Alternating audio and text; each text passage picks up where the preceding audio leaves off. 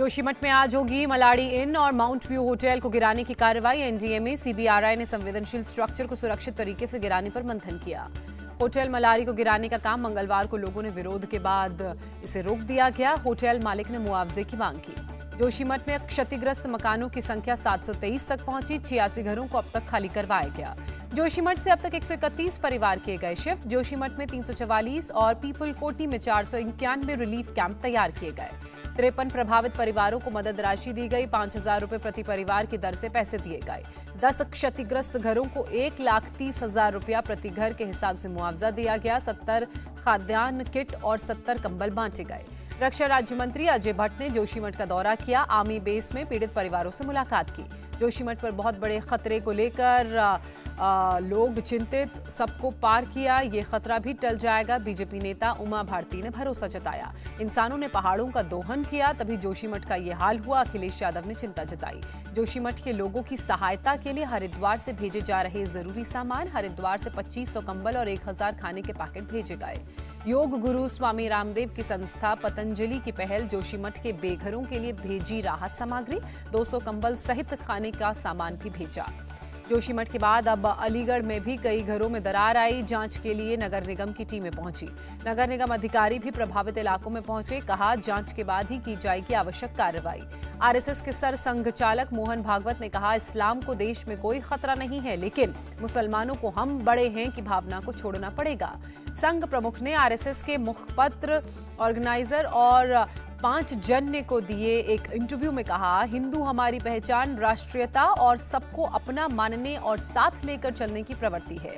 मोहन भागवत ने एलजीबीटी समुदाय का समर्थन किया। कहा, उनकी प्राइवेसी का सम्मान किया जाना चाहिए और संघ इस विचार को प्रोत्साहित करेगा। कांग्रेस की भारत जोड़ो यात्रा का आज 117वां दिन। राहुल गांधी आज शंभू बॉर्डर से पंजाब में करेंगे एंट्री। राहुल सबसे पहले गुरुद्वारा श्री फतेहगढ़ साहिब जाएंगे। गुरुद्वारे में मत्था टेककर पंजाब में यात्रा की करेंगे शुरुआत। राहुल गांधी ने अमृतसर में गोल्डन टेम्पल में मत्था टेका। पगड़ी में नजर आए राहुल। कांग्रेस नेता दिग्विजय सिंह ने कहा, भारत जोड़ो यात्रा का प्रभाव न केवल हमारे सहयोगियों पर बल्कि आरएसएस पर भी पड़ा है। भारत जोड़ो यात्रा के बाद कांग्रेस का हाथ से हाथ जोड़ो प्रोग्राम देश भर में चलेगा। हिमाचल कांग्रेस प्रमुख प्रतिभा सिंह का बयान। कर्नाटक विधानसभा चुनाव की तैयारियों में जुटी कांग्रेस। बस यात्रा से 224 निर्वाचन क्षेत्रों को कवर करेगी कांग्रेस। कांग्रेस बस यात्रा के लिए 2 समूह बनाए जाएंगे। एक बस समूह का नेतृत्व सिद्धारमैया और दूसरे का डी.के. शिवकुमार करेंगे।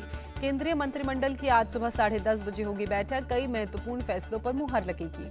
हिमाचल के मुख्यमंत्री सुक्खू का पूर्व सीएम जयराम ठाकुर पर निशाना। कहा, बिना बजट के 900 संस्थान खोले, हमें कर्ज की सीमा को बढ़ाना पड़ा।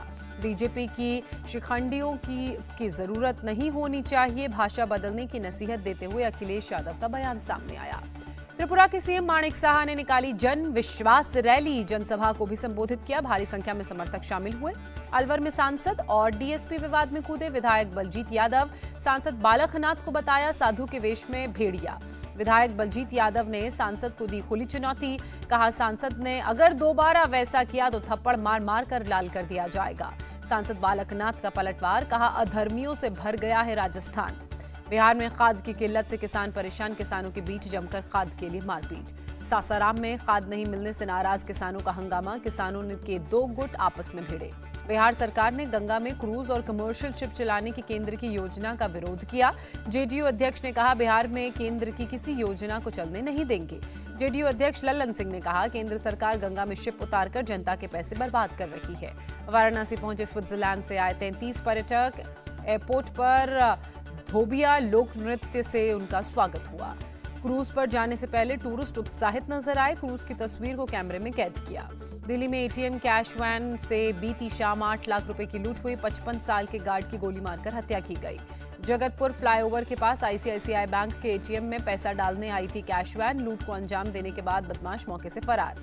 उत्तर प्रदेश के बरेली में कोल्ड स्टोर में लगी आग। मौके पर पहुंची फायर ब्रिगेड की गाड़ियां। कड़ी मशक्कत के बाद आग पर काबू पाया गया।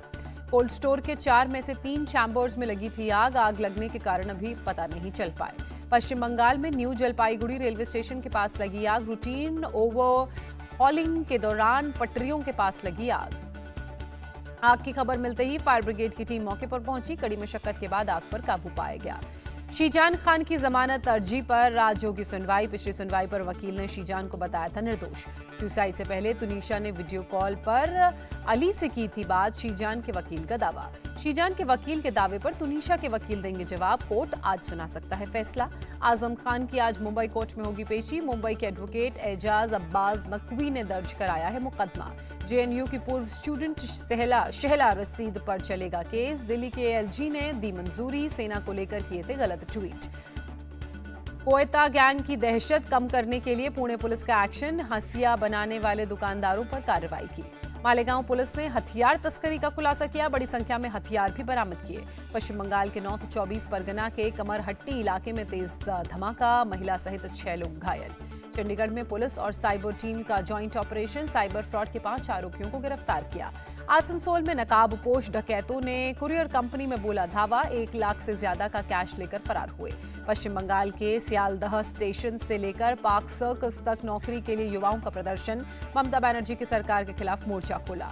जैन समाज का आज हैदराबाद में महारैली का आयोजन। जैन तीर्थ स्थलों को पर्यटन स्थल में बदलने का विरोध। जैन समाज के आंदोलन के बाद गिरिडीह में आदिवासी समाज का आंदोलन, अपने हक और अधिकारों को लेकर आंदोलन। पीएम मोदी 12 जनवरी को कर्नाटक के हुबली में 26वें राष्ट्रीय युवा महोत्सव का उद्घाटन करेंगे। राष्ट्रपति द्रौपदी मुर्मू ने इंदौर में प्रवासी भारतीय दिवस के मौके पर सूरीनाम, गुयाना के राष्ट्रपति से मुलाकात की। प्रवासी भारतीयों ने दुनिया भर में अपने देश भारत का नाम रोशन किया। विदेश मंत्री एस जयशंकर ने बयान दिया।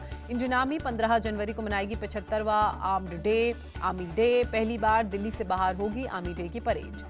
भारत ने किया बैलिस्टिक मिसाइल पृथ्वी 2 का सफल परीक्षण। ओडिशा के चांदीपुर परीक्षण रेंज पर टेस्ट किया गया। रक्षा मंत्रालय ने 3 प्रस्तावों को दी मंजूरी। 4,276 करोड़ से सेना नौसेना के लिए खरीदे जाएंगे हथियार। 12 से 26 जनवरी के बीच भारत जापान एयरफोर्स का साझा युद्धाभ्यास। इंडियन एयरफोर्स ने फिलीपींस के हवाई अड्डे का दौरा भी किया। लखनऊ में आज मंत्री नंद गोपाल नंदी का भव्य रोड शो। निवेशकों से नंदी करेंगे मुलाकात। सीएम योगी आदित्यनाथ पहुंचे गोरखनाथ मंदिर। खिचड़ी मेले की तैयारियों का जायजा लिया। कश्मीर में आज और कल होगी भारी बर्फबारी। मौसम विभाग ने जारी किया बर्फबारी का अलर्ट। जम्मू और कश्मीर के इलाकों में वेस्टर्न डिस्टर्बेंस का असर। श्रीनगर में हल्की से मध्यम बारिश और बर्फबारी का अनुमान। पंजाब के भटिंडा में ठंड और घने कोहरे से लोगों की बड़ी परेशानी। कोहरे की वजह से विजिबिलिटी कम हुई। गाड़ियों और ट्रेनों की रफ्तार भी धीमी हुई। बूस्टर डोज के तौर पर कोवोवैक्स को अनुमति दे सकती है सरकार। आज होगा फैसला। कोविड वर्किंग ग्रुप के चेयरमैन का बयान। जीनोमिक निगरानी बढ़ाई गई और एयरपोर्ट पर स्क्रीनिंग भी शुरू की गई। यूक्रेन के खेरसों पर रूसी बमबारी जारी। रिहायशी इलाकों को टारगेट किया गया। यूक्रेन के बखमुत में मेडिकल सर्विस के कर्मचारी सैनिकों को बचाने में जुटे। अस्पतालों में 24 घंटे घायल सैनिकों का आना जारी। रूस ने नॉर्वेजियन सागर में किया नेवी का युद्धाभ्यास। हाइपरसोनिक मिसाइल से लैस जहाज नेवी की ड्रिल में शामिल। रूसी सेना ने युद्धाभ्यास का वीडियो भी शेयर किया। 130 मीटर लंबा एडमिरल गोर्शवॉक फ्रिगेट पहली बार नजर आया। पेरू में प्रदर्शनकारियों और पुलिस के बीच हिंसक झड़प। अब तक 13 लोगों के मारे जाने की खबर। पूर्व राष्ट्रपति पेड्रो कास्तेलो की रिहाई के लिए सड़कों पर उतरे लोग। तुरंत चुनाव करवाने की भी मांग। नेपाल के प्रधानमंत्री पुष्प कमल को संसद में मिला प्रचंड बहुमत। प्रतिनिधि सभा में विश्वास मत जीता। अमेरिका ने पाकिस्तान को दी $100 मिलियन की मदद। बाढ़ से हुए नुकसान की रिकवरी के लिए दिया पैसा। अमेरिका के कैलिफोर्निया में भारी बारिश से बाढ़ जैसे हालात। वेंचुरा नदी खतरे के निशान के ऊपर पहुंची।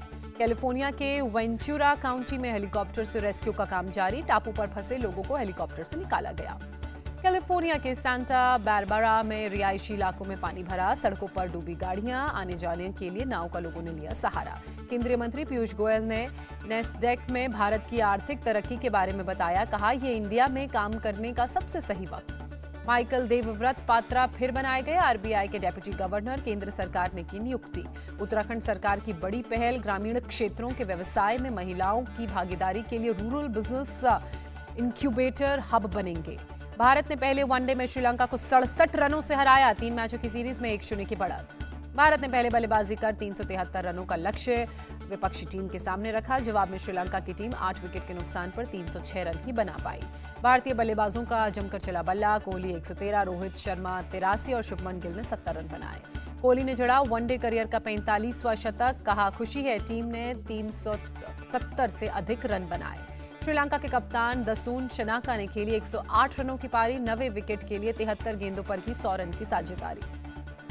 शमी ने दसुन शनाका को किया रन आउट, तो कप्तान रोहित शर्मा ने दिखाई खेल भावना, वापस ली मैकडिंग की अपील। उमरान मलिक ने तोड़ा खुद का रिकॉर्ड, 156 किलोमीटर प्रति घंटे की रफ्तार से डाली बॉल। गुवाहाटी में रोहित शर्मा को देख रोने लगा नन्हा फैन, हिटमैन ने खुद जाकर बच्चे को मनाया। ICC women player of the month का ऐलान, ऑस्ट्रेलिया की एशले गार्डनर ने जीता अवार्ड। इंग्लैंड के बल्लेबाज हैरी ब्रुक बने ICC player of the month, Pakistan के खिलाफ शानदार प्रदर्शन के लिए मिला इनाम। मलेशिया ओपन बैडमिंटन टूर्नामेंट में त्रिशा गायत्री की जोड़ी जीती, किदाम्बी श्रीकांत और साइना नेहवाल पहले दौर से बाहर। मनिका बत्रा और Sreeja Akula Asian WTTC continental stage के प्री क्वार्टर फाइनल में पहुंची। ओडिशा में सैंड आर्टिस्ट सुदर्शन पटनायक ने बनाई 105 फीट की हॉकी स्टिक, 5000 हॉकी की गेंद और रेत से बनाया सबसे लंबी हॉकी स्टिक। शाहरुख खान की फिल्म पठान का ट्रेलर हुआ लॉन्च, शाहरुख, जॉनी इब्राहिम और दीपिका पादुकोण का जोरदार एक्शन ट्रेलर में आया नजर। शाहरुख खान ने सोशल मीडिया पर किया एक्शन एडवेंचर का वादा, पठान 25 जनवरी को बड़े पर्दे पर होगी रिलीज। ऑस्कर्स 2023 के लिए शॉर्टलिस्ट हुई द कश्मीर फाइल्स, भारत से ऑस्कर में सिलेक्ट हुई 5 फिल्मों में से एक। कश्मीर फाइल्स के ऑस्कर में शॉर्टलिस्ट होने पर अनुपम खेर ने जताई खुशी, कहा 32 साल तक इस बारे में किसी ने नहीं की कोई बात। इंडिया टीवी हर वक्त हर जगह डाउनलोड करने के लिए सर्च करें India TV news Google play store या ऐप स्टोर पर।